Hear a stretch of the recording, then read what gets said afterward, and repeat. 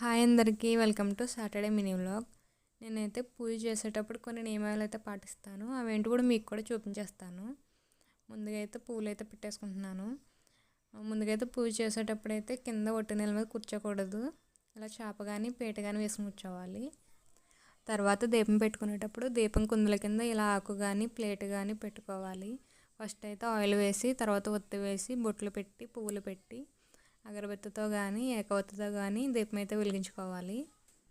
శనివారం వెంకటేశ్వర స్వామికి ఎంతో ఇష్టమైన తులసి దళాలు మల్లెపూలు అయితే పెట్టుకున్నాను.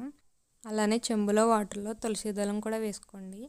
నేనైతే గోధుమ రవ్వ ప్రసాదం కూడా చేసి పెట్టుకున్నాను. నేనైతే ఈరోజు తులసి దళాలతో పాటు ఎన్ని రకాల పువ్వులు అయితే పెట్టుకున్నానో బాగా చూసి గెస్ చేసి కమెంట్ చేయండి. ఇంకా పూజ అంతా అయిపోయినాక లాస్ట్లో అయితే వినాయకుడికి పూజ చేసిన కుంకుమ నేను బొట్టు పెట్టుకొని పువ్వు అయితే తల్ల పెట్టుకుంటాను. అంతే. ఈరోజు వీడియో నచ్చితే please like, share and subscribe.